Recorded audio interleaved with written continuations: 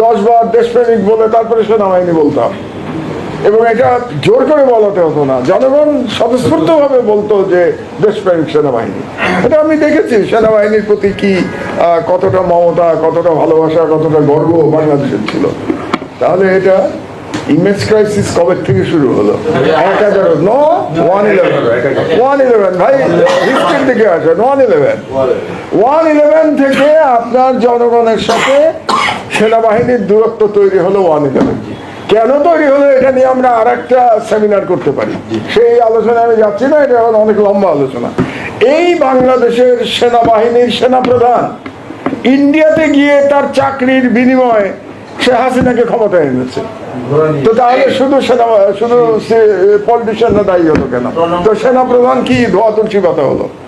মইনুল আহমেদ প্রণব মুখার্জির সাথে মিটিং করে সে বলেছে হাসিনাকে ক্ষমতায় আনবে, তার বিনিময়ে তাকে আর্মি চিফ রাখা হবে। এটা প্রণব মুখার্জি নিজের বইতে লিখে গেছে। এখন যতই প্রণব মুখার্জি মারা যাওয়ার পরে বলুক যে না এটা মিথ্যা কথা, তো তুমি এতদিন বলো নাই কেন এটা মিথ্যা কথা? এই বইটা আজকে বই না তো, এতদিন তো চুপ করে দিচ্ছিল তুমি, এখন তুমি বলতেছো না আমি এটা করি নাই।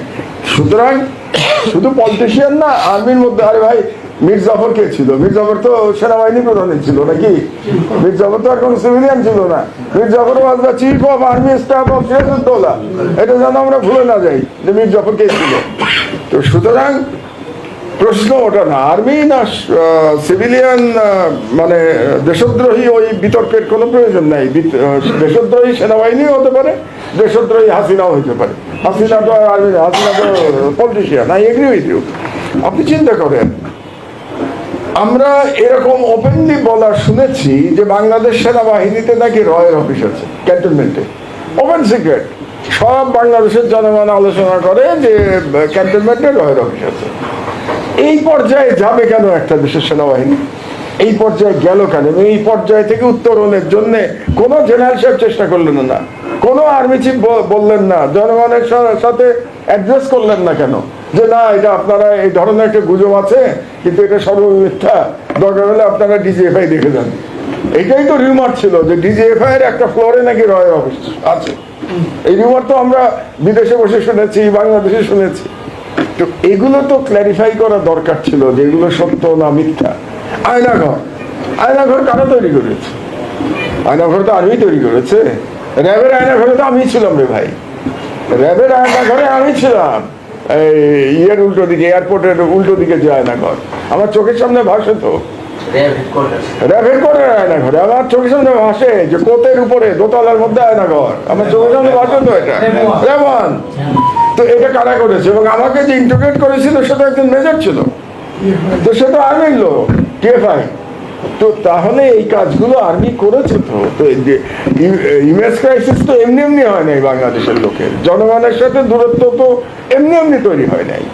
তো কাজেই এখন আমাদের উচিত অতীতের তিক্ততা নিয়ে পড়ে না থেকে ভবিষ্যতের দিকে আগানো। কিন্তু ভবিষ্যতের দিকে আগাতে হলে দুই দলকেই তো আগাতে হবে, একা তো তালি বাজবে না।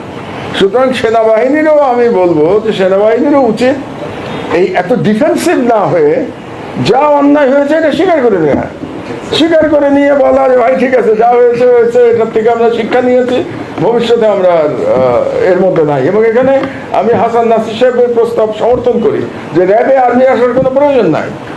র্যাপিড অ্যাকশন ব্যাটালিয়ন লাগবে আপনার ল অ্যান্ড অর্ডারের জন্য, সেটা পুলিশের মধ্যে থেকেই হবে। প্রয়োজন হলে আর্মি ট্রেনিং দেবে তাদেরকে, কিন্তু আর্মির অফিসারকে ডেপুট করার কোনো প্রয়োজন নাই। কারণ আর্মির অফিসারকে ডেপুট করে তাকে আপনি একটা মানে বিতর্কিত বানিয়ে দিচ্ছেন। আমরা কেন আমাদের সেনাবাহিনী অফিসারদের বিতর্কিত বানাবো? আমরা তো সেনাবাহিনী অফিসারদের নিয়ে গর্ব করতে চাই। এন্ড বাংলাদেশ সেনাবাহিনী is doing fantastic work in international peace mission. আমরা we are the largest contributor. এটা তো একটা গর্বের ব্যাপার বাংলাদেশ সেনাবাহিনীর জন্য। তো সেটা আমরা বাংলাদেশের মধ্যে আমরা কেন রাখতে পারবো না, সেটাই হচ্ছে প্রশ্ন। তো আমার মনে হয় যে সময় এসছে, যেহেতু আফটার দ্য জুলাই রেভলিউশন আমাদের ন্যাশনাল ইউনিটির একটা জায়গা তৈরি হয়েছে, কিন্তু এই ইউনিটির জায়গায় কেউ কাউকে হুমকি দিয়ে এই ইউনিটি আপনি নষ্ট করবেন, এই ইউনিটি হবে না, হুমকি দিয়ে আপনি ইউনিটি করতে পারবেন না। কে কাকে হুমকি দিচ্ছে? সব সবই তো বাংলাদেশের নাগরিক।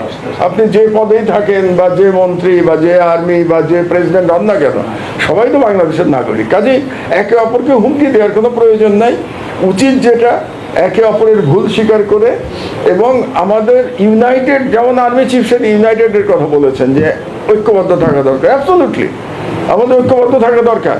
কিন্তু ঐক্যবদ্ধ থাকার জন্যে আপনার যখন আহ্বান জানাবো আমি আপনাকে ঐক্যবদ্ধ থাকার, তখন আমার ল্যাঙ্গুয়েজটা কিন্তু ডিফারেন্ট হতে হবে। আমার ল্যাঙ্গুয়েজ যদি আমি আপনাকে ডিকটেট করি, তাহলে তো তখনই ঐক্যের সম্ভাবনা বিনষ্ট হয়ে যাবে। তো সুতরাং এই জিনিসগুলো আমার মনে হয় আমাদের স্মরণে রাখা দরকার। ফাইনালি রিগার্ডিং বিডিআর, যেটা দুর্ভাগ্যজনক যে বিভৎস হত্যাকাণ্ড হয়েছে 2009, এটা আমরা সবাই ব্যথিত হয়েছি এবং এটা বাংলাদেশ সেনাবাহিনীর কোমর ভেঙে দিয়েছে। এটা তো বোঝাই গেছে যে তারপর থেকেই আপনার ডিফেন্স পুরোপুরি ধ্বংস হয়ে গেছে সেই বিডিআরের পর থেকে। এবং আমি মনে করি এটার একটা প্রপার বিচার হওয়া দরকার।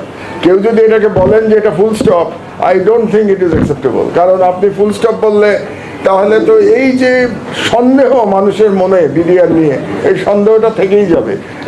এরকম সন্দেহ থেকে গেলে রাষ্ট্র এগোতে পারবে না। সুতরাং আমরা যাতে ঐক্যবদ্ধ হতে পারি, মানুষের মধ্যে যেন কোনো সন্দেহ না থাকে, এই জন্য একটা প্রপার ইনভেস্টিগেশন হওয়াটা জরুরি।